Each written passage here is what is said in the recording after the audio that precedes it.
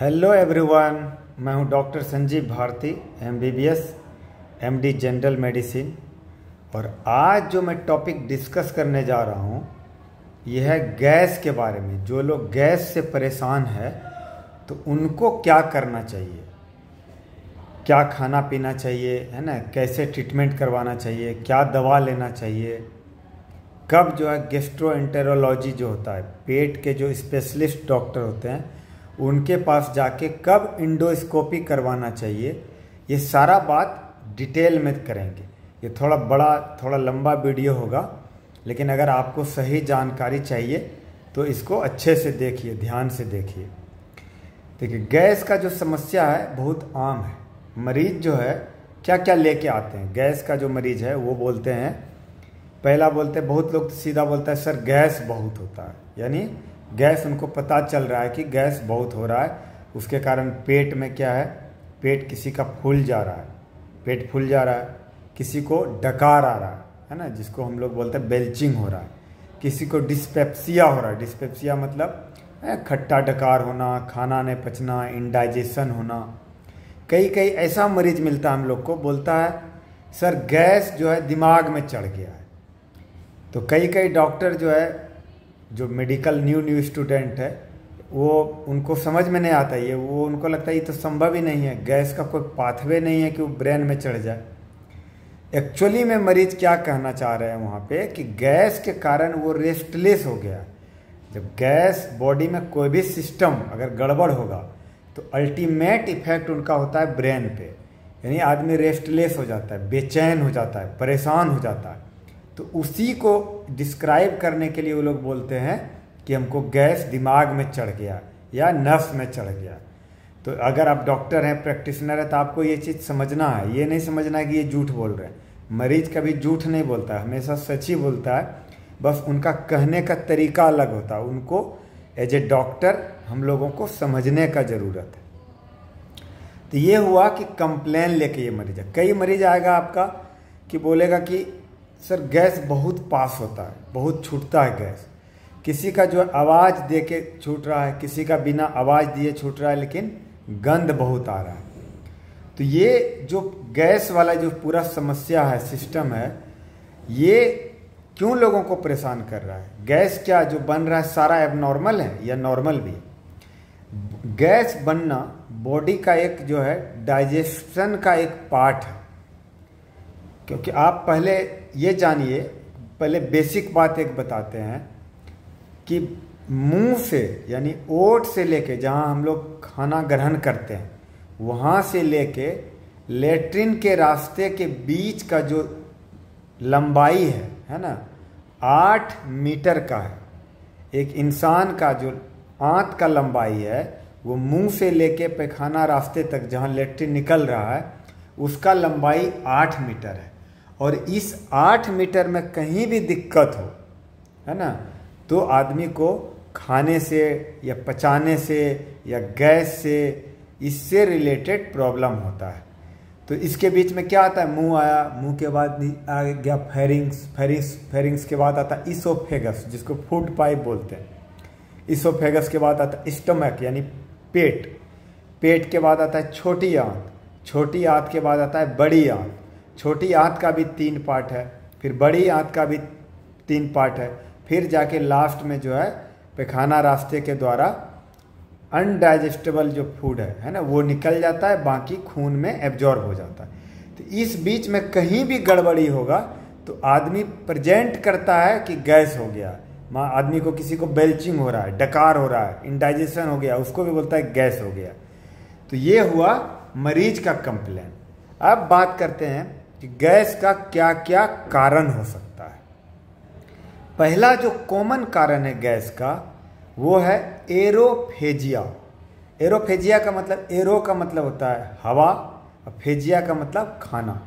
जैसे हम लोग बहुत बात कर रहे हैं या खाते खाते बोल रहे हैं या जल्दी जल्दी खा रहे हैं या ग्लास में पानी नहीं पी के डायरेक्ट बोतल में ऐसे पी रहे हैं, तो ये सब के प्रोसेस में नॉर्मली भी कुछ एयर जाता है, हवा जाता है, लेकिन अगर ज़्यादा एयर चला गया तो उस व्यक्ति को ज़्यादा गैस बनने का डर है। एरोफेजिया के कारण भी गैस बनता है। पहला हुआ ये हैबिट से रिलेटेड। दूसरा होता है अगर किसी को पेट में प्रॉब्लम है, स्टोमक में प्रॉब्लम है, जिसको बोला जाता है गैस्ट्राइटिस, यानी आंत का सूजन। बहुत सारा मरीज देखिएगा या बहुत सारा आदमी बोलेगा कि हमको तो गैस्ट्रिक है, ना कॉमन भाषा में बोलता है गैस्ट्रिक हो गया हमको। एक्चुअली में वो गैस्ट्रिक नहीं है, वो है गैस्ट्राइटिस। गैस्ट्राइटिस का मतलब होता है, गैस्ट्राइटिस का मतलब होता है गैस्ट्रो, मतलब पेट को बोलते हैं गैस्ट्रो। जैसे पेट के डॉक्टर को बोलते हैं गैस्ट्रोएंटेरोलॉजी, है ना, पेट का, इंटेरो मतलब आंत का डॉक्टर। उसी तरह गैस्ट्रो मतलब हुआ आंत, पेट, इंटेरो मतलब हुआ आंत, तो गैस्ट्रोएंटेरोलॉजी हुआ पेट और आंत का डॉक्टर। उसी तरह गैस्ट्राइटिस मतलब गैस्ट्रोकाटाइटिस मतलब सूजन। जहाँ भी TIS लग जाए, ये मैं मेडिकल प्रैक्टिशनर के लिए बता रहा हूँ। जहाँ भी गैस्ट्राइटिस है मतलब पेट में, पेट के अंदर वाला जो पार्ट है ना, उसमें हो गया है सूजन। तो जब सूजन होगा तो वो अपना रंग दिखाएगा। तो उसी में क्या होता है, किसी को हल्का पेट में दर्द हो जाएगा, किसी को गैस बन जाएगा, किसी को डकार आ जाएगा, है ना, किसी को एपिगैस्ट्रिक रीजन में पेन होता है, यानी करेजा के जस्ट नीचे में जो पेट का भाग है उसको बोलते हैं एपिगैस्ट्रिक रीजन। वहाँ पे जो दर्द हो जाएगा, ईपी मतलब ऊपर, गैस्ट्रिक मतलब पेट, पेट के ऊपरी वाला भाग, करेजा के नीचे वाला भाग में देखिए यहाँ पर, है ना, ये करेजा खत्म हुआ यहाँ पर, इसको बोलते हैं गैस्ट्राइटिस का दर्द। इसमें दर्द से ज़्यादा जलन होता है। तो अगर किसी को गैस्ट्राइटिस है तो उसके लिए क्या करते हैं, उसके लिए देते हैं दवा, पेंटोप्राजोल का हम लोग दवा देते हैं, पेन 40 या पेंटोसिड 40 जो है, खाने से आधा घंटा पहले सुबह में खाली पेट जो दवा बोलते हैं वो देते हैं हम लोग गैस्ट्राइटिस के लिए। वो 6 से 8 सप्ताह देना पड़ता है। लेकिन गैस्ट्राइटिस को पता करने के लिए अगर आप सही से जाएंगे तो ये अल्ट्रासाउंड में नहीं पता चलता है। इसके लिए कराना पड़ता है इंडोस्कोपी, UGIE बोलते हैं, अपर गैस्ट्रो, है ना, अपर गैस्ट्रो इंटेस्टाइनल इंडोस्कोपी, है ना, मतलब इंडोस्कोपी करते हैं मुंह के द्वारा, जाके कैमरा से जो गैस्ट्रो के डॉक्टर है वो देखते हैं। आप देखे भी होंगे फोटो वाला इमेज देके लास्ट में लिखते हैं या तो नॉर्मल है या तो गैस्ट्राइटिस है। लेकिन हम लोग पहली बार में जनरली नहीं करवाते हैं, पहले दवा दे के देखते हैं, पेन 40 का दवा और या पेंटोसिड 40 का दवा खाने से आधा घंटा पहले 6 से 8 सप्ताह देने से गैस्ट्राइटिस अगर छोटा मोटा हो तो ठीक हो जाता है। अगर गैस्ट्राइटिस बड़ा हो, बड़ा गैस्ट्राइटिस को बोलते हैं हम लोग जो किसी बैक्टीरिया के इन्फेक्शन, है ना, एक बैक्टीरिया होता है H. पाइलोरी, उसके कारण होता है, तब हम लोग इंडोस्कोपी कराते हैं। और इंडोस्कोपी जब डॉक्टर करते हैं तो साथ में वहाँ से थोड़ा सा छोटा सा एक मांस का टुकड़ा कहिए या थोड़ा सा मिकोजा का पार्ट लेके एक किट में रखते हैं, जिसको हम लोग बोलते हैं रैपिड यूरिएज टेस्ट। ये साथ में करवा देते हैं, क्योंकि अगर वो पॉजिटिव आया इसका मतलब है कि जीवाणु का इन्फेक्शन है। तब हम लोग 14 दिन का एक दवा देते हैं, वो किट में आता है, जैसे H. पाइलोरी किट, है ना, पेंटोसिड HP किट 14 दिन का हम लोग देते हैं, 3 टैबलेट सुबह 3 टैबलेट शाम, तो वो जीवाणु खत्म हो जाएगा। और भविष्य में जो है H. पाइलोरी के इन्फेक्शन में खराब सब बीमारी होने का डर होता है। तो जिसको लंबे समय से गैस्ट्राइटिस है उनको इंडोस्कोपी कराना चाहिए। अगर कुछ दिन का है, 2 साल 1 साल 6 महीना का है, दवा खा लिए तो कभी कभी बिना इंडोस्कोपी कराए भी ठीक हो जाता है। ये हुआ गैस्ट्राइटिस के कारण अगर गैस बन रहा है तो उसका ये इलाज हुआ और उसका ये तरीका हुआ कि कैसे ठीक करते हैं जड़ तक जाते। कभी कभी क्या है, कुछ मरीज ऐसा आता है जिसका सारा रिपोर्ट नॉर्मल है। सारा रिपोर्ट से मेरा मतलब है लीवर ठीक है, किडनी ठीक है, शुगर ठीक है, थायराइड ठीक है ना, उसके बाद इंडोस्कोपी भी नॉर्मल है उनका, या इंडोस्कोपी में कोई छोटी मोटी बीमारी है जैसे इरोजिव गैस्ट्राइटिस हो गया, यानी गैस्ट्राइटिस वाला जो H. पाइलोरी वाला भी निगेटिव है, वो किट भी खा चुके हैं 14 दिन का। ऐसा भी मरीज आते हैं हम लोग के पास कि सारा रिपोर्ट नॉर्मल है, H. पाइलोरी का किट भी खा चुका है, 6 सप्ताह तक पेंटोसिड या पेन40 भी खा चुके हैं, उसके बाद भी बोलते हैं हम गैस से परेशान हैं, है ना। कहीं 10 आदमी में बैठे हैं, है ना, गैस बन गया है, तो गैस एम्बेरेसिंग हो जाता है, थोड़ा शर्म वाला बात होता है, तो लोगों को, है ना, सोशलिस्ट ये टाइप का हो जाता है ना, सोशली अपने आप में ख़राब फील होता है कि गैस छूट गया, महक गया। तो इस तरह से लोग बहुत ज़्यादा परेशान होते हैं। एक तो खुद शरीर से परेशान है, फिर सामाजिक तौर पे जहाँ जा रहे हैं वहाँ पे दिक्कत है, तो और भी जो है लोग टेंशन में आ जाते हैं, कई लोग डिप्रेशन तक में आ जाते हैं। तो इस केस में क्या है, कभी कभी एक बीमारी होता है, उसको बोलते हैं IBS। IBS होता है irritable bowel syndrome. Irritable bowel syndrome में कभी लोग पेट झड़ जाएगा, कभी कब्ज हो जाएगा, और उनको गैस का प्रॉब्लम, बेल्चिंग का प्रॉब्लम, यानी पेट जो हमेशा भरा भरा लगना, भूख नहीं लगना, ये समस्या रहता है, IBS बोलते हैं। ऐसे मरीज का सारा रिपोर्ट लगभग नॉर्मल आता है, या थोड़ा बहुत गड़बड़ी भी जो है जिसका इलाज कर चुके हैं, H. पाइलोरी का दवा दे चुके हैं, है ना, 8 सप्ताह तक पेंटोप्राजोल यानी पेन40, पेंटोसिड खा चुके हैं, फिर भी ठीक नहीं हो रहे हैं। देखिएगा 10 डॉक्टर से दिखा चुके हैं, यहाँ वहाँ यहाँ गैस का खा चुके हैं, तब लास्ट में जाके डायग्नोसिस होता है कि नहीं, इनको तो IBS है, इरिटेबल बाउल सिंड्रोम। तब इरिटेबल बाउल सिंड्रोम जब किसी को हो जाए, तो उस केस में जो गैस बनता है उसका इलाज क्या है? उसका इलाज सिर्फ गैस का दवा तो देना ही है, वो तो देना पड़ता है। उसके अलावे जो है एक चीज़ का ध्यान रखना पड़ता है कि एक डाइट में, खाना पीना में बहुत परहेज करना पड़ता है। एक डाइट का मेडिकल साइंस में नाम दिया है FODMAP diet, FODMAP। FODMAP diet जो है उसको कम लेना पड़ता है। फोडमैप क्या है वो हम अभी बताएंगे। फोडमैप क्या होता है? एप से होता है फर्मेंटेबल। फर्मेंटेबल मतलब जिसको सड़ाया जा सके, जैसे कि भात को गला के, चावल को गला के जो शराब बनाया जाता है, दारू बनाया जाता है, उस प्रोसेस को भी बोलते हैं फर्मेंटेशन। फर्मेंट कर दिया यानी गला दिया। तो उसी तरह यहाँ पर भी क्या है, बैक्टीरिया जो है, आप जो खाना ले रहे हैं उसको आपके बड़ी आंत में जो बैक्टीरिया है उसको गला के कुछ और प्रोडक्ट बनाया, उसी के दौरान कुछ गैस निकलता है ना, जैसे मीथेन मान लीजिए गैस निकला, नाइट्रोजन गैस निकला। वही गैस जब छूटता है तो बहुत गंध करता है। तो ये फर्मेंटेबल वाला जो प्रोसेस है, इसी को रोकने के लिए हम लोग लो फोडमैप डाइट लेते हैं। एप से हुआ फर्मेंटेबल जो हम इतना बताए, ओ से होता है ओलिगोसेक्राइड, यानी शुगर का एक पार्ट है, मीडियम साइज का शुगर बोलते हैं केमिकल भाषा में। डी से होता है डायासेक्राइड, फिर एम से होता है मोनोसेक्राइड, ए से होता है एंड, और पी से होता है पोलियोल्स। तो ये जो पूरा केमिकल नाम है फोडमैप। फोडमैप डाइट को आपको कम करना पड़ेगा, तभी गैस बनना कम होगा। सिर्फ दवा खाने से गैस बनना कम नहीं होगा। इसके अलावे भी 2 तरह का दवा यूज करते हैं जो हम अभी आपको बताएंगे। तो ये हुआ फोडमैप डाइट। आप बोलेंगे ये तो हुआ हाई फाई नाम है ना, चिकित्सा विज्ञान का, मेडिकल साइंस का नाम। आम आदमी कैसे समझेगा कि फोडमैप जो हम बताए है ना, फर्मेंटेबल, ओलिगोसेक्राइड, है ना, ओ डी से डायसेक्राइड, मोनोसेक्राइड एंड पोलियोल्स किस किस खाना में रहता है।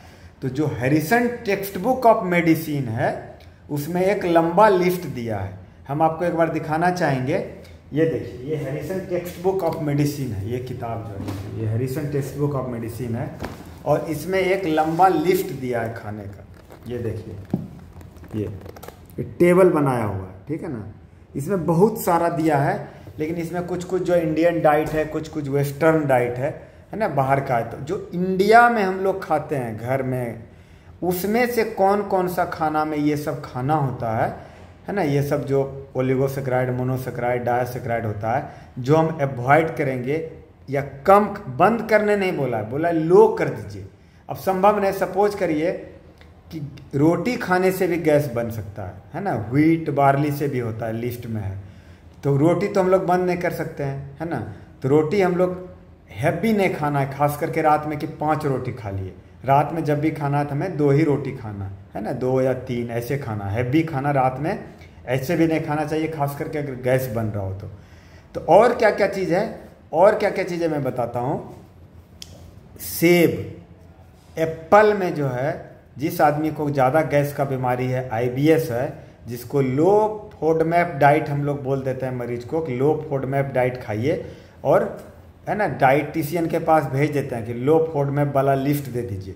तो वो जो ये लिस्ट देता है, मैं अभी बनाया हूँ, ये लिस्ट मैं आपको बता रहा हूँ। इसमें से पहले नंबर पे है सेब, फिर है आम, फिर है तरबूज, है ना, ये है आपका फल में। फिर सबसे इम्पोर्टेंट है यहाँ पर दूध और आइसक्रीम। दूध और आइसक्रीम जो है, इसमें ये सब सैकराइड है ना, लैक्टेट, फ्रुक्टोज, ये लो फोडमैप डाइट का जो कंसेप्ट है वो 4 चीज़ों पे है ना।